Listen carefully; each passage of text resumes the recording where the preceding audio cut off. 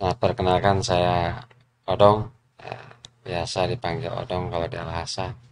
Ya, saya di Alhasa ini udah sekitar 8 tahun.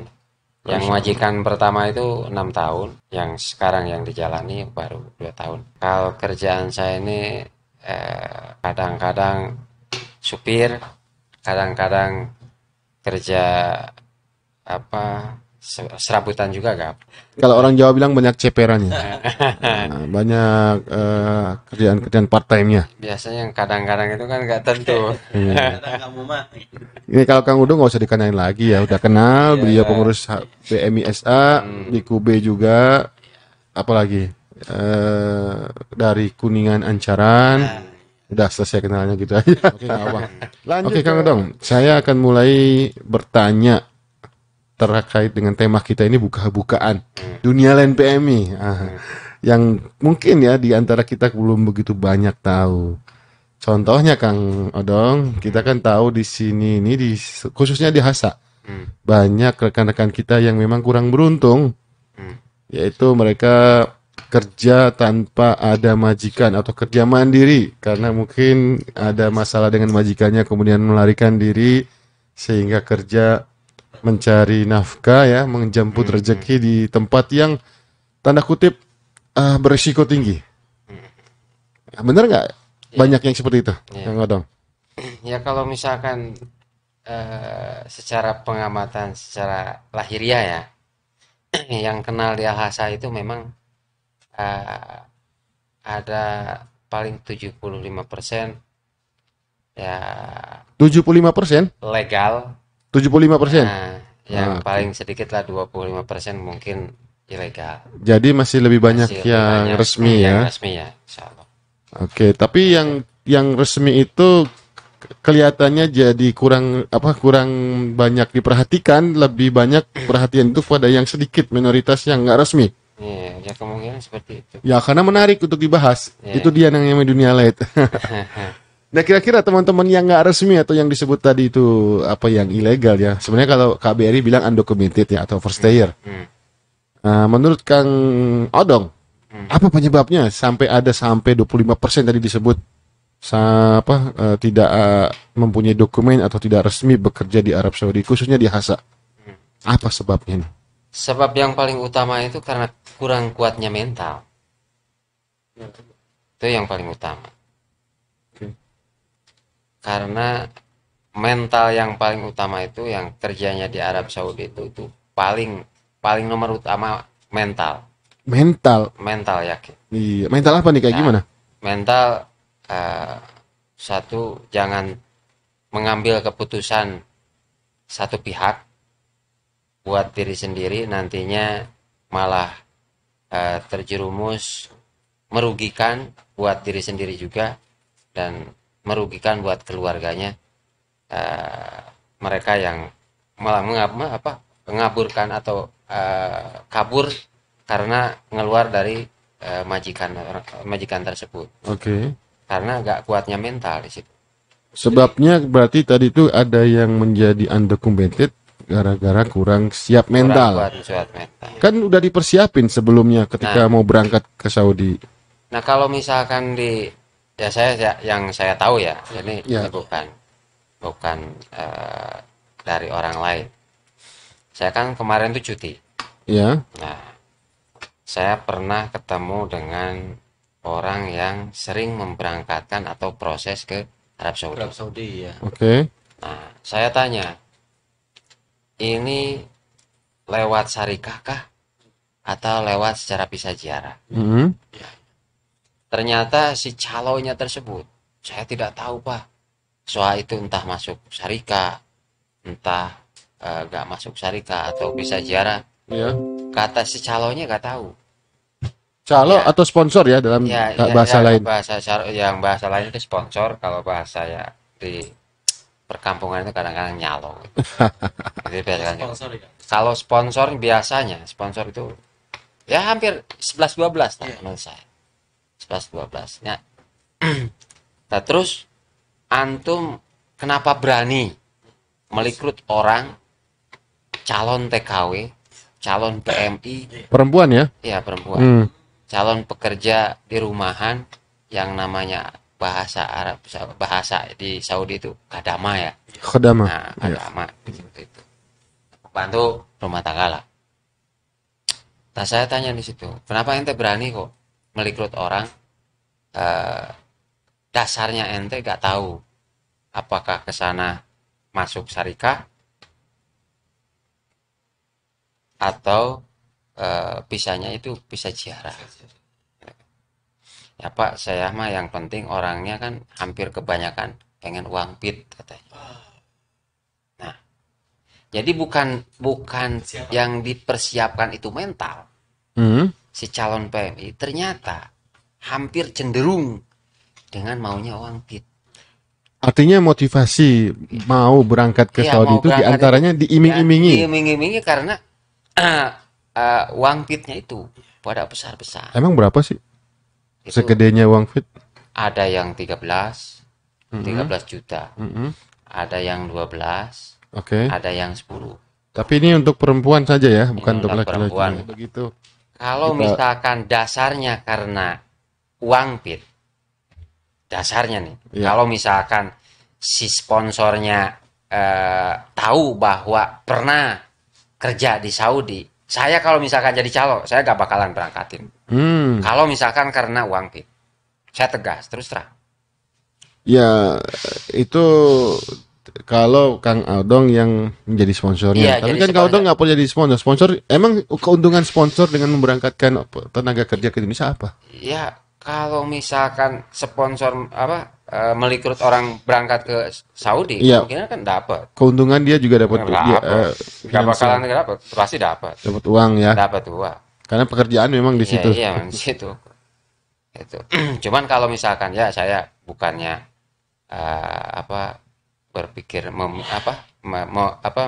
memutuskan diri pribadi bahwa saya ini nggak mau jadi sponsor, saya bukan seperti itu. Iya, tapi kan itu membantu orang mendapatkan kerjaan. Iya, memang betul. Gimana? Terus begini ya, seandainya saya ini kan tahu yang namanya di Saudi kerasnya minta ampun kerja. Apa nih keras? Batu tanahnya? Yang bukan batu ya, kalau udah jelas ya kalau pekerjaannya ya. Pekerjaannya. Ya, dan suasana dunianya. Suasana dunianya kerasnya, tantangannya berat. Yang itu tadi.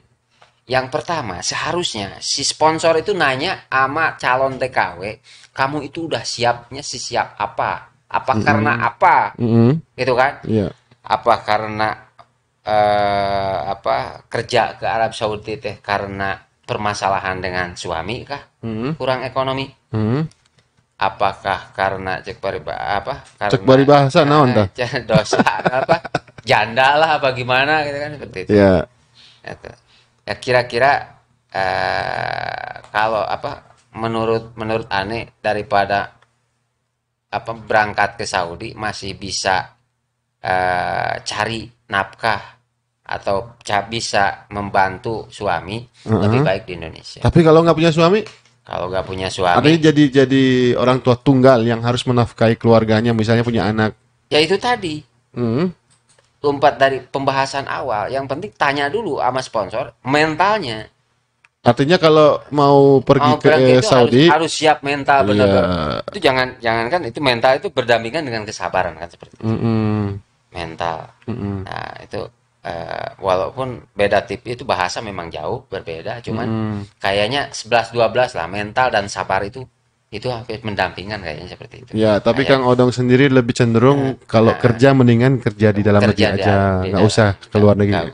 Tapi kalau yang sudah terlanjur di Saudi, kumaha ini? Kalau kira-kira terlanjur udah di Saudi, ya memang masuk kalau misalkan udah di Saudi, ya kayak seperti ikan masuk akuarium. Bukan akuarium ya, itu namanya itu? Balong. Bubu namanya kalau bahasa jaring atau perangkap ikan itu. Bisa masuk tapi bisa keluar karena misalkan orangnya udah pergi dari majikan. Bisa keluar, cuman perlu persyaratan yang. Maksudnya keluar dari mana? Kan masuk ke Saudi dengan secara resmi. Kemudian kerja.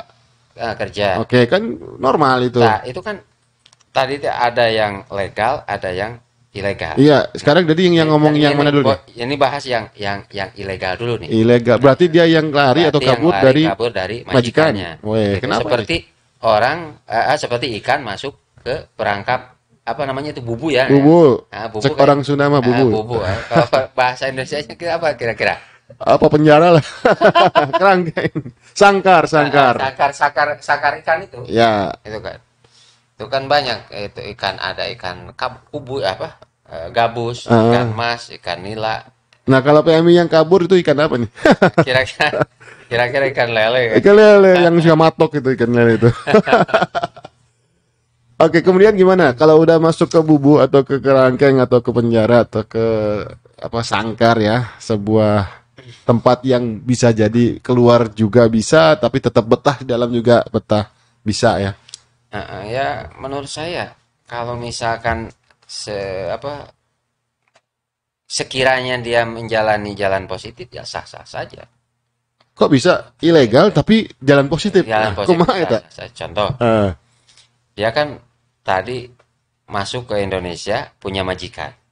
Ya. Sebulan, 2 bulan, 3 bulan, kemungkinan dia nggak kuat mental, nggak sabar, dia keluar dari majikan. Keluar berarti kabur ya. Lah, Oke. Bahasa kita di Saudi huruf. Oke. Bahasa kasarnya kabur gitu. Huruf. Oke. Terus? Nah, terus kalau misalkan udah kabur, ya semaksimal mungkin cari kerjaan yang pertama bisa melindungi diri pribadi, keselamatannya itu kan. Oke. Yang kedua bisa jalan-jalan yang sekiranya positif buat diri sendiri. Jalan pekerjaan yang aman positif ya. Oh, tadi aman, yang kedua positif. Oke, terus. Terus yang ketiga supaya dia itu jangan dicemoohkan atau dilecehkan ya. Iya. Jangan cari kerjaan yang sekiranya dilecehkan sama teman-teman atau keluarga atau orang Saudi juga. Itu saya kira semoga dijauhkan lah dari tiga hal tadi ya. Aman, positif, dan bukan pekerjaan yang dilecehkan.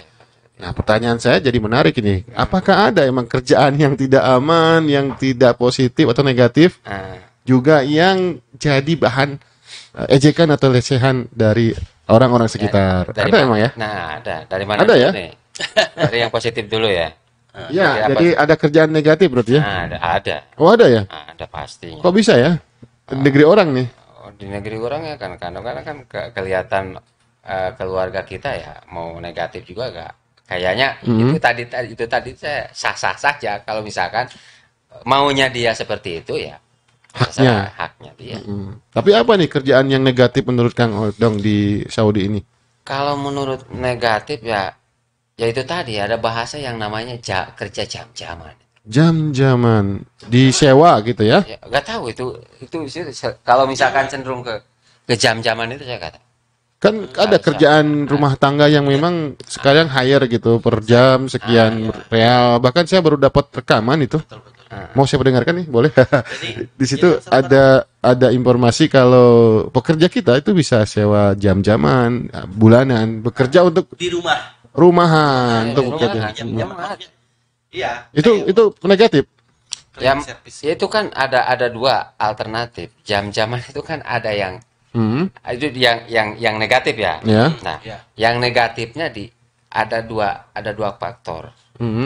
Satu kerja itu tadi pasti nih kerjaan yang jam-jaman itu cenderungnya ke bakal ujung-ujungnya dicemoohan orang atau dilecehkan orang. Itu tidak bisa mengatakan saya misalkan ini kerjanya apa ya, itu di luar nalar kita lah. Itu kira-kira seperti itu. Soalnya kerja yang negatifnya itu di luar nalar kita. Saya nggak bisa mengutarakan secara langsung karena. Nggak, sebentar, saya ingin perjelas dulu nih Kang Odong.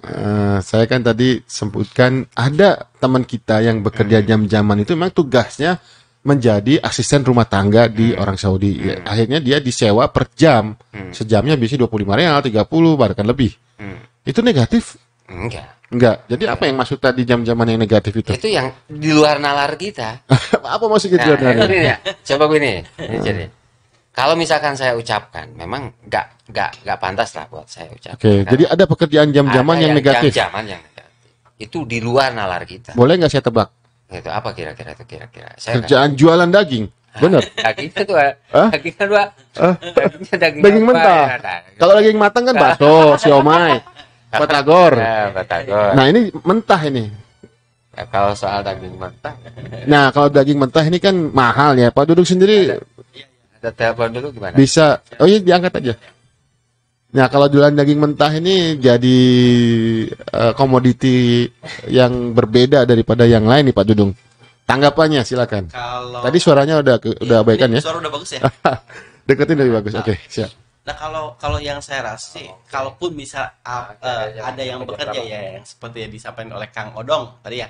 Kalau Kang Odong sih mungkin mengatakan begini, hal itu mungkin terjadi dikarenakan atas keterpaksaan, Pak. Hmm. Keterpaksaan, dan saya ke mereka juga sebenarnya tidak ingin bekerja seperti itu sebenarnya, tapi mungkin karena keterpaksaan kondisi dan ada tujuan tertentu, misalkan oh ya akhirnya ya mereka dengan terpaksa mau melakukan hal itu. Insya Allah sih kebanyakan seperti itu. Tanda kutip terpaksa akhirnya bekerja jam-jaman menjual daging mentah. Terjadi juga ya. Ini satu hal yang menurut saya, naudzubillah, sebenarnya ini tidak perlu terjadi. Tapi itu fakta betul. ada terjadi di antara kita di Arab Saudi, dan Pak Kang Odong tadi sudah bilang itu negatif dan itu bisa membahayakan dan mencemoohkan ya, membahayakan juga ya. Membahayakan. Bahayanya di mana nih Kang Odong? Tadi sudah negatif, sudah bisa dicemoohkan. Nah, sekarang bahayanya di mana ini? Nah, bahayanya apa? Bahaya buat diri pribadi atau bahaya buat umum? Nah, kasih tahu dong apa itu. Kalau bahaya pribadi ya, kalau yang negatif itu tadi kan. Itu kalau kata antum itu jualan daging, itu daging kan daging. Nah, misalkan daging mentah. Iya, yang mahal itu. Ya, Ya, harusnya mahal itu. Ya resikonya di diri pribadi. Kesehatan ya, Iya, kan? dan agama juga. Agama juga itu pasti. Iya. Bahkan agama udah kasih yakin dilarang kan seperti itu. Oh iya pasti. Tapi efeknya itu kan bahayanya tadi bahasanya bahayanya. Itu pasti ke diri pribadi kalau misalkan dia itu ya itu tadi. Bisa apa perutnya gede apa gimana kan? Oh, berbadan dua akhirnya resikonya ya. Hah? Masuk angin maksudnya.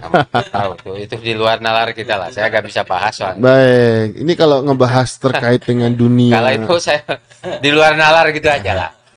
Baik, baik. Ini kalau kita ngomongin terkait dunia itu memang nggak ada habisnya, bisa terus berpanjang hotel mungkin sampai pagi. Tapi saya ingin lebih langkah ke depan lagi. Tadi kan sudah dijelaskan nih Kang Odong, ada pekerjaan yang jangan melakukan kerjaan yang negatif, yang berbahaya, membahayakan diri sendiri dan juga bisa menjadi bahan cemoohan. Nah, kalau sudah terlanjur melakukan tiga hal ini, kerjaan yang semestinya tidak dilakukan, nah, saya ingin tahu apa sih solusi mungkin ya, atau kasih saran pendapat buat melepaskan dari jerat ini. Kang Odong gimana pendapatnya? Ya kalau pendapat saya kalau misalkan bahasa pendapat buat mereka kayaknya saya juga belum bisa mengatakan, tapi lepaskan contoh buat saya lah. Ya. Ke diri pribadi. Contoh. Ini kan tadi pertanyaannya gimana caranya untuk menghindari pekerjaan yang udah terlanjur. Ya, artinya melepaskan diri yang sudah. Ya. Nah, kalau misalkan kembali mau secara normal, secara kembali ke semula, bahwa dia itu ya bisa dikatakan pengen kembali, pengen tobat, ya saya rasa memang perlu proses. Saya rasa perlu proses. Nggak bisa secara langsung dia itu melepaskan hal tersebut yang ya merasa kelakuan dia misalkan entah jelek, entah bagus, itu tidak bisa secara langsung melepaskan. Ya, berarti harus ada proses. Ya, prosesnya gimana nih? Ada nggak langkah-langkah tipsnya? Langkah-langkah pertama itu menyadari. Menyadari bahwa dia itu di negara orang. Itu satu. Oke. Yang kedua, harus menyadari dia itu punya keluarga di Indonesia. Yang ketiga, harus menyadari dia itu pasti pengen pulang ke Indonesia. Oh iya, sama kita juga. Legal ya legal, pasti pengen pulang. Itu yang tadi kan pembahasannya orang yang udah terlanjur supaya bisa melepaskan. Itu syaratnya 3. Ya. 1, menyadari bahwa dia itu ada di negeri orang. Ya. Yang kedua, apa yang tadi? Ada keinginan pastinya kita harus pulang. Ada keluarga dulu. Kita pasti punya keluarga. Harus sadar kita punya keluarga. Yang ketiga, kita itu pasti akan pulang, pengen pulang. Ya, sejauh-jauhnya terbang, ya. Kembalinya ke Kubangan juga. Itu ibarat. Nah, sekarang saya ingin bicara lebih luas lagi. Kalau itu tipsnya untuk melepaskan diri dari apa istilahnya itu tadi, pekerjaan yang tidak positif, yang membahayakan diri dan bisa jadi cemoohan. Itu 3 hal itu. Bagaimana dengan sikap preventif ya, tindakan pencegahannya? Kalau tadi kita sebut itu solusi sekeluarnya. Sekarang ada nggak yang bisa dicegah sebelum itu terjadi? Kalau misalkan dicegah secara door to door, secara langsung. Kalau misalkan lihat temen ya, misalkan nih contoh. Gitu. Ya, temen itu mau melakukan atau mau menjual apem misalkan. Apem. Iya, apem tanda kutip lah. Oke.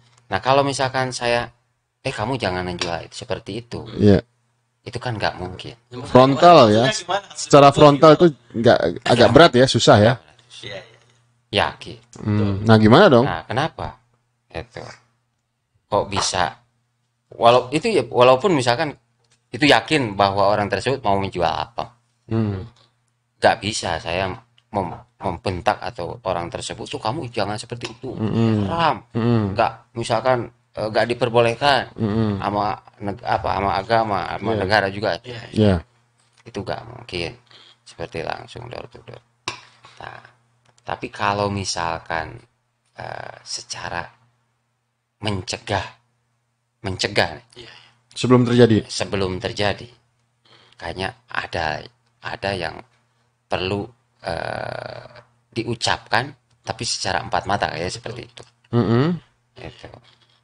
Nah, kayak 4 mata itu ya itu tadi, kembali yang dari awal tadi, kamu itu posisi di mana nih sekarang, kalau itu tombolnya ya. Itu kalau misalkan kamu itu posisi di mana sih sekarang, tanya aja dulu, saya di Saudi kan gitu biasanya kan gitu.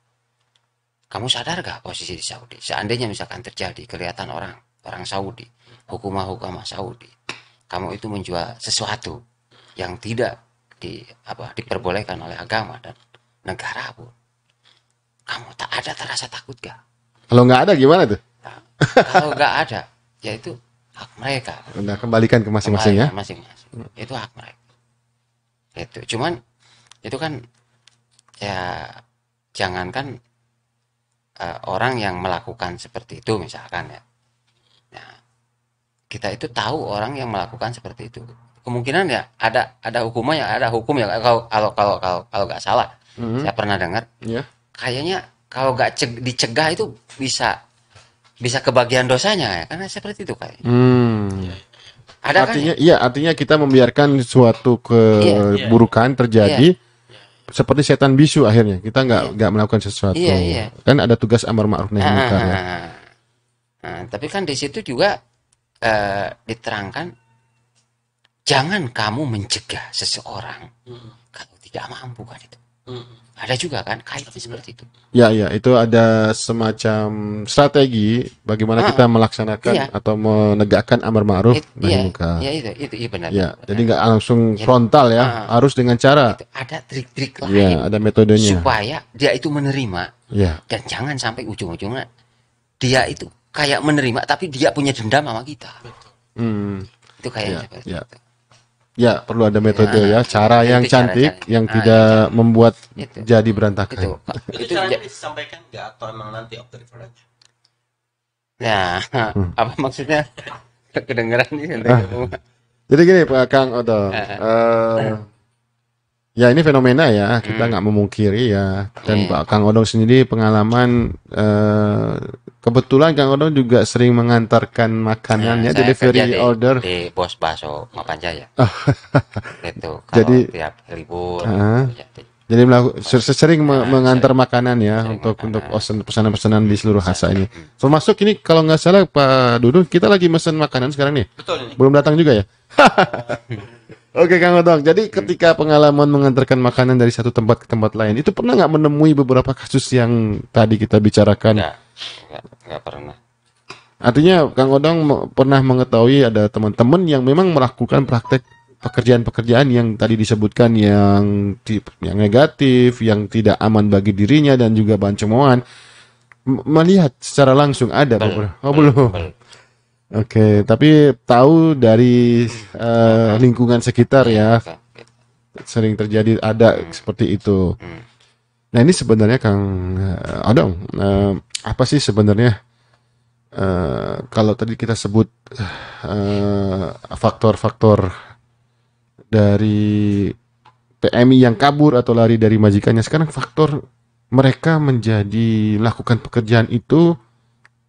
Mengapa tidak memilih pekerjaan yang seperti kebanyakan yang mungkin seperti Kang Odong bisa berjualan siomay, bakso, mie ayam atau makanan yang lain. Tapi mereka kenapa kok bisa sampai jatuh ke pekerjaan yang seperti itu?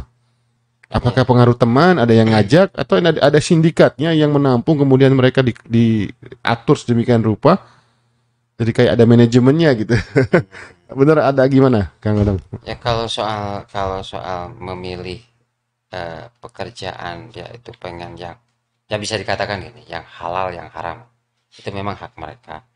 Itu hak, yakin hak mereka. Mau pilih yang halal mau pilih yang haram itu hak mereka. Cuman itu tadi kalau misalkan udah cenderung pekerjaan seperti itu, kalau ada yang menampung atau gak ada yang menampung, kenapa sih dia itu memilih kerjaan apa tadi yang negatif, yang nggak aman, yang jadi bahan cemoohan. Nah itu kan karena dasarnya itu didasari dengan kebutuhan biologis, kebutuhan pertama yang paling utama itu kan kemungkinan uang. finansial ya. Itu secara finansial itu yakin. Itu yakin secara uang. Kalau misalkan secara biologis kayaknya masih Bisa ditahan. bisa ditahan. Tapi Tapi perempuan kadang-kadang susah nahannya Pak, benar nggak? Enggak, lewat. Skip aja terus. Kalau soal nahan mental perempuan laki-laki itu kayaknya saya belum. Kadang-kadang juga ada karena terpaksaan ya. Apa melakukan jadi, sama iya, jadi mungkin kan kadang-kadang mereka juga intinya ingin mencari uang gitu ya. Cuman terpaksa dengan cara yang mungkin bagi mereka tidak terlalu berat gitu kan. Terpaksa gitu kan. Ada juga ya, bukan karena benar-benar bukan keinginan sendiri gitu istilahnya. Terpaksanya karena apa? Kan tadi saya tanya. Makanya diantaranya dulu karena motivasi finansial, karena uang. Selain itu Pak, kebutuhan biologis karena hyper. Secara biologis menurut saya kayaknya nggak terlalu. Enggak ya. Enggak, soalnya kemungkinan kebutuhan uang. Soalnya kalau udah di luar dia itu kan ini gimana ya cari uang, ini gimana ini kalau misalkan buat makan, yang paling utama kan uang. Pernah juga ada yang kayak gini, Kang Odong mic-nya dideketin Kang supaya mantap suaranya. Pernah juga kan ada yang gini Kang Odong, jadi yang Pak saya begini itu karena saya pengen pulang. Jadi terpaksa saya cari uang dengan untuk cari uang dengan cepat itu dengan cara ini Pak gitu. Nah jadi terpaksa mereka pada saat mereka udah merasa cukup uang tersebut untuk biaya pulang ya, dan mereka tuh berhenti gitu kan. Nggak ketagihan? Nggak ketagihan. Kan karena uang itu jadi orang bertambah pengen karena jadi tamak. Dia punya purpose, punya goal, punya tujuan gitu. I want to go home, gitu. Aku ingin pulang. Take me down to the Brother City. Oke, terus terjemahan semuanya gitu. Nah, akhirnya setelah tercapai kebutuhan uang sejumlah berapa, maka udah cukup di sana dan benar nih, apa nggak ketagihan karena orang kan terkait dengan harta itu biasanya nggak pernah selesai. Salah satu yang ngomong ke saya sih diantaranya itu, dan saya yakin hal-hal yang orang yang seperti ini mungkin tidak hanya satu, dan beberapa orang juga ada mungkin. Jadi memang fenomenanya seperti itu ya. Ada contoh yang jadi terpaksa untuk melakukan ah, kerjaan seperti itu untuk demi untuk mencapai tujuannya. tujuannya ya Apa itu ya. tujuannya? Dia itu pengen pulang ke Indonesia Diantaranya, untuk diantaranya. ongkos, untuk biaya hidup Ya. kembali ke Ada Indonesia. lagi seperti misalnya begini, saya tujuannya misalkan ya Iya. di angka lah, saya harus punya 25.000 misalnya kayak gitu ya. Heeh. Udah 25.000 udahlah, I want to go home misalnya kayak gitu. Ada yang kayak gitu misalkan. Jadi tujuan. Gimana Kang Odong? Itu kalau tujuan kayak gitu dengan cara yang seperti itu? Ya, yang namanya punya tujuan memang tujuannya bagus, Ya, yakin, ya. itu pengen pulang, Mm-mm. itu pengen pulang. Cuman dasarnya itu cari Caranya ya. cara cari uang dan caranya cari uangnya itu. Ya. Kenapa itu? Ada tersenggol nih. Oke. Lanjut. Itu ya ya kita kan nggak bisa memonis bahwa itu orang tersebut nggak benar, nggak bisa. Itu hanya Allah yang tahu. Yang jelas orang itu yang namanya orang manapun pasti tahu mana hak dan mana halal, mana hak dan mana batal. Kayaknya seperti itu dasarnya. Tapi kalau tujuannya saya angkat jempol juga, bagus. Itu sah-sah saja. Tujuannya itu bagus, sah-sah saja. Cuman yang tidak disahkannya ini, itu caranya, cari uangnya itu. Kayaknya seperti itu. Kalau misalkan saya itu kan nggak tahu ya. Ya itu ya kembali ke tadi yang hak dan batal itu. Masa sih nggak tahu kan gitu. Itu hak-hak mereka. Itu kalau misalkan tujuannya pengen pulang, itu sah-sah saja menurut saya. Cuman mendapatkan Cara mendapatkannya ini mendapatkan yang jadi ya, masalah. yang jadi masalah. Ya kayaknya seperti itu. Itu serba bingung ya kalau misalkan kita cegah juga kalau misalkan dia pengen pulang, dia melakukan sesuatu yang di luar yang syariat Islam atau yang tidak dimenangkan oleh hukum-hukum baik negara baik agama, kan kita nggak bisa kasih fasilitas kan seperti itu, susah juga. Iya, tampaknya memang perlu ada penyadaran ya. Ya, iya. Ada Ya, iya. cara untuk menyadarkan Ya, itu. iya. Itu menurut saya ya dibilang saya misal ya itu sah-sah saja, itu kan saya dosa. Pekerjaan itu sah-sah saja misalkan ini. Itu kan saya dosa. Gitu kan. Padahal itu nggak benar. Padahal itu nggak benar.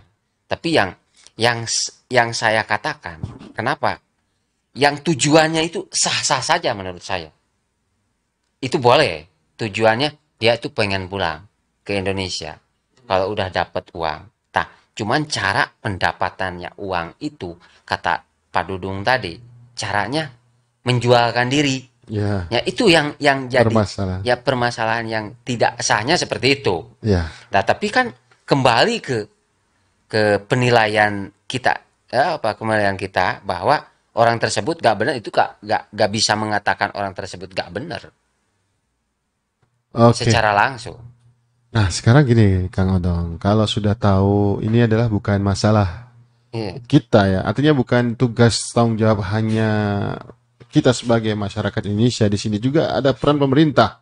iya, Kang Odong lihatnya gimana? Pemerintah sudah sejauh mana sebenarnya untuk mengetahui ini dan memberikan apa ya solusi atau beberapa hal yang bisa menjadi jalan keluar terkait dengan teman-teman yang bekerja di sektor seperti ini. ya saya ini bukannya sok tahu, saya ini pengen membela PMI untuk keseluruhan, baik PMI TKW atau TKI TKI ya, tenaga kerja Indonesia yang laki-laki atau PMI TKL. TKL Ya. itu kan. Saya kalau misalkan berkaitan dengan pemerintah atau mewakili pemerintahan Indonesia yang ada di Arab Saudi, saya cenderung membela PMI, baik legal maupun ilegal. Kenapa saya cenderung membela PMI dan ilegal? Saya pengennya pemerintah itu bisa agak komitmen dengan pemerintah Arab Saudi. Kenapa? Gimana sih caranya komitmen dengan Arab Saudi? Itu Gimana cerita dong.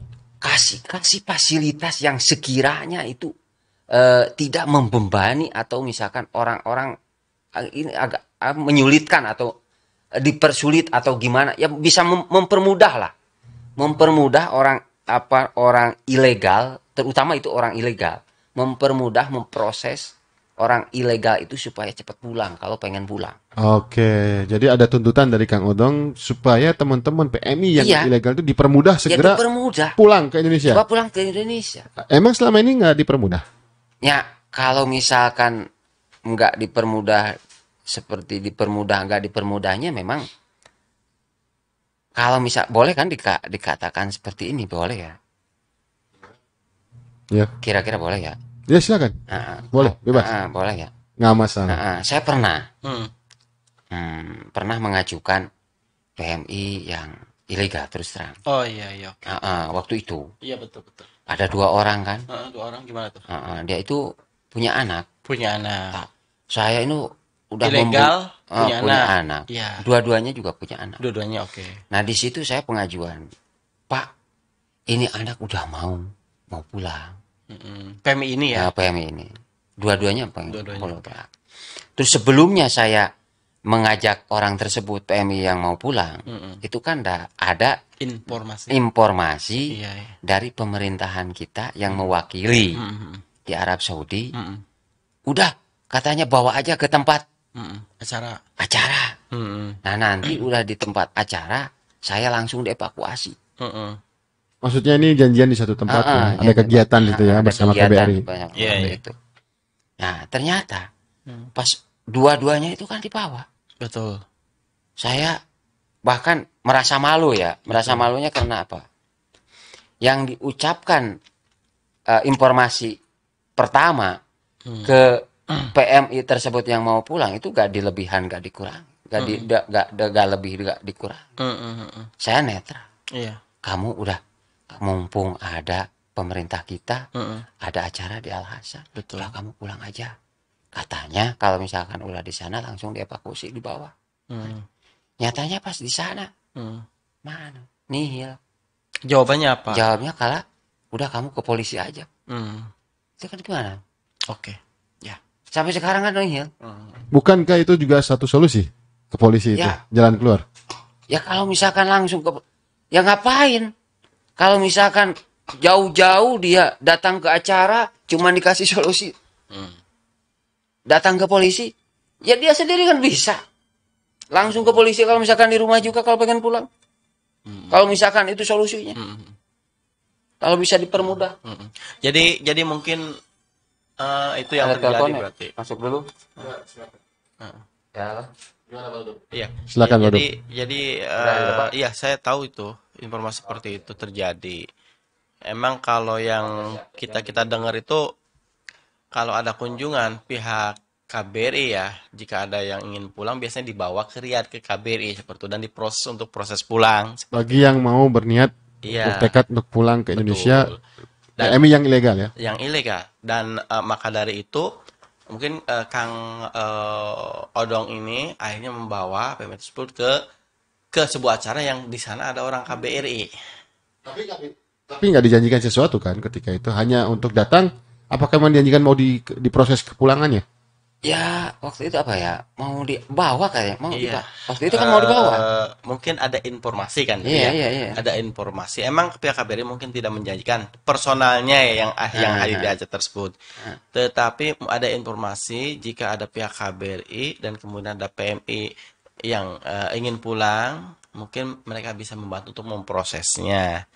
Dan diantaranya adalah akan dibawa ke KBRI gitu dan ditampung dulu di sana untuk proses seperti itu. Harapan kedua PMI ini dan anaknya ya adalah dibawa ke KBRI dan ditampung di sana untuk diproses pulang gitu kan. Awalnya seperti itu ya. Seperti itu. Tetapi Ternyata emang solusinya adalah disarankan untuk ke polisi ya untuk melapor ke polisi. Ya, seperti itu. ya, tapi kan nggak semuanya seperti itu. Artinya kasus berkasus. Mungkin ada sebagian yang bisa dibawa atau diproses, tapi sebagian lain karena satu hal mungkin shelter penuh atau karena proses yang bertumpuk lama. Gimana? Nggak tahu kalau soal misalkan apa banyak kasus-kasus itu kan. Jadi tapi intinya adalah itu sebuah kekecewaan. Saya kecewa terus terang. Kecewaan. Soalnya begini ya. Iya.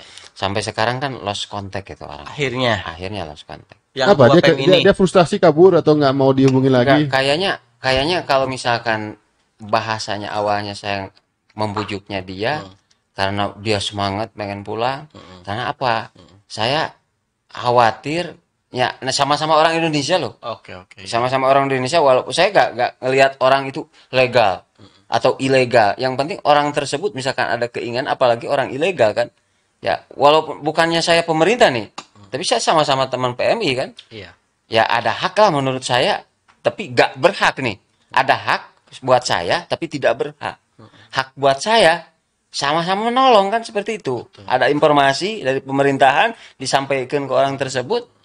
Nah itu hak saya kayaknya seperti itu. Iya. Ya karena apa? Orang tersebut kan nggak tahu Iya. informasi dari mana. Kalau misalkan dari saya juga kan dari misalkan ke pemerintahan yang ada di Saudi, yaitu pemerintahan kita. Iya.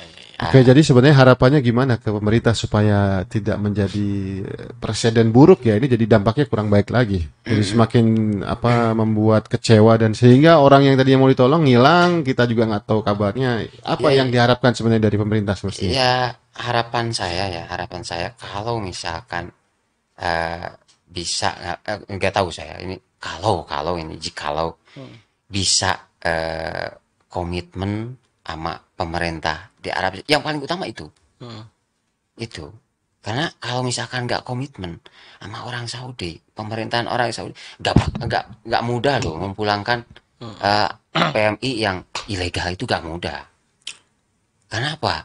Pertama itu misalkan syaratnya begini, kamu daftar, kalau misalkan balak surto atau balak huruf apa namanya, balak huruf ya, itu kan ya itu kan pemerintahan kita bisa menyelesaikan secara langsung dengan pemerintah Arab Saudi. Iya. Tinggal komitmen aja, udahlah yang sekiranya mengkhawatirkan orang-orang kita, orang-orang Indonesia. Iya. Ya dipermudah lah, masa nggak tahu ngapain jadi KBRI, kira-kira seperti itu. Tinggal berpikirnya kasihan aja sama PMI, kira-kira seperti itu. Iya. Ya barangkali karena mungkin antrian Pak, ramenya banyaknya pekerjaan. Yakin, Ya, itu yakin. sehingga mereka tidak langsung proses. Itu yakin. Okay. Karena kalau misalkan dibaca ya, kasus kayaknya lebih daripada per hari kayaknya ada lebih dari 10 kayaknya. Per hari itu bergantian kayaknya. Ini saya nggak tahu. Ini saya cuman ini kan begitu banyaknya PMI yang ada di Arab Saudi. Yang semestinya diproses segera pulang ya. Kalau misalkan ya kasus-kasus yang melaporkan kasus yang ini gitu. Kayaknya memang KBRI juga capek sih kayaknya. Capek juga. Ya. Kayaknya saya terus terang. Tapi setidaknya ada yang melaporkan, ada yang sudah benar-benar semangat untuk segera pulang juga ditanggapi dengan yang bisa memuaskan ya, bukan sekedar untuk melemparkan lapor saja ke polisi. Karena tidak mudah juga ya, lapor ke polisi sini tidak mudah juga. Perlu ada bantuan, ada bimbingan juga, ada pendampingan. Nah, ini sebenarnya tugas juga dari teman-teman ormas, teman-teman LSM, bagaimana mendampingi teman kita yang mau pulang, yang karena bermasalah ataupun apapun.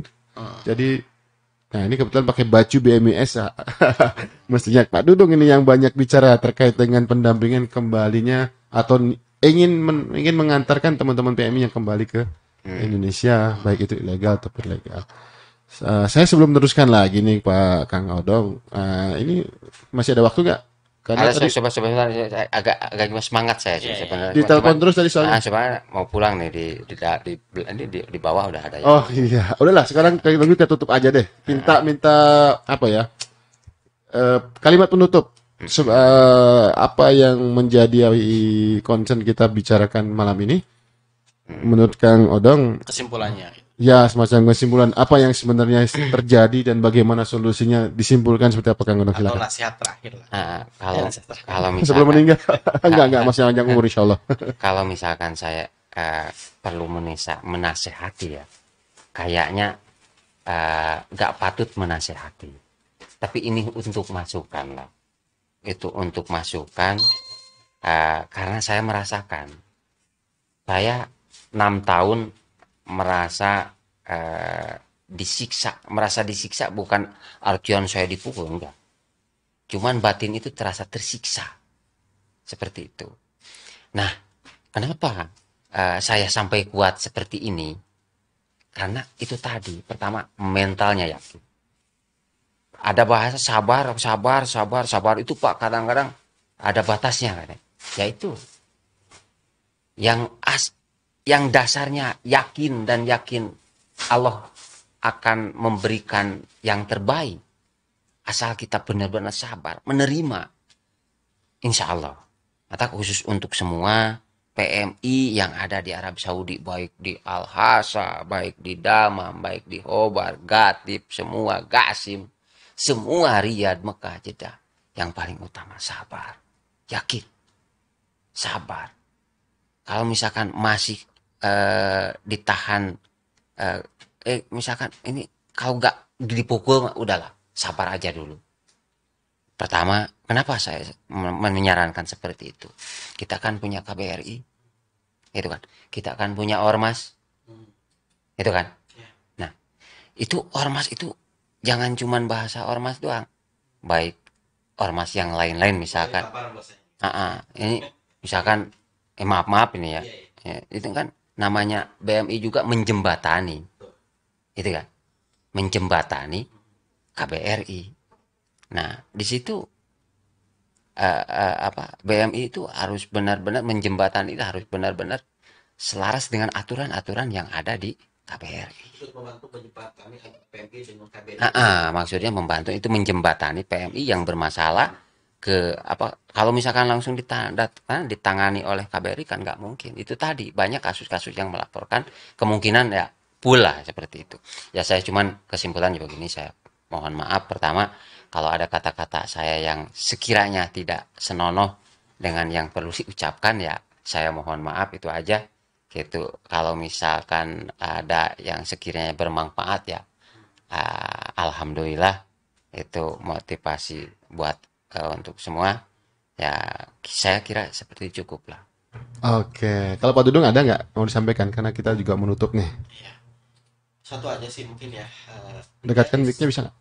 Satu hal aja sih sebetulnya, menggarisbawahi lagi apa yang tadi diucapkan oleh Kang Amai ya. Maaf ya, Kang Odong ya, Kang Udung, maaf lupa. Jadi dari Kang Udung sih paling begini, menggarisbawahi apa yang disampaikan oleh Kang Odong ya, yaitu benar. Nomor 1 itu sabar. Sabar di sini ada batasnya ya. Untuk kita sebagai PMI ada batasnya, nggak apa-apa. Maksudnya jangan sampai belum finish kontrak 2 tahun itu ibaratnya, itu jangan sampai langsung menyerah. Baru 1 bulan, 2 bulan, 3 bulan udah menyerah. Bersabarlah. Innallaha ma'a shobirin. Ya, seperti itu. Nah, kemudian baru setelah 2 tahun nggak masalah kita menuntut seperti itu. Dan bisa meminta pendampingan ke ormas atau langsung meminta bantuan ke pihak KBRI. Itu aja sih, mungkin hanya penegasan aja. Terima kasih Pak Jalal, itu aja sih. Terima kasih Kang Odong dan Kang Dudung yang malam ini Masya Allah luar biasa sudah banyak memberikan masukan dan memberikan pencerahan. Mudah-mudahan ini bermanfaat bagi kita semuanya. Amin. Harapan kita memang mengadakan podcast ini sebagai bahan untuk wasilah ya, sebagai wasilah sarana untuk menyampaikan sesuatu yang hak dan memberikan informasi dan termasuk juga motivasi solusi juga, mudah-mudahan. Baik. Kenapa? Boleh iklan nggak? Iklan? Nanti di luar dari podcast. Ya, saya tutup dengan membaca alhamdulillah. Sampai bertemu di lain kesempatan. Wassalamualaikum warahmatullahi wabarakatuh. Waalaikumsalam warahmatullahi wabarakatuh.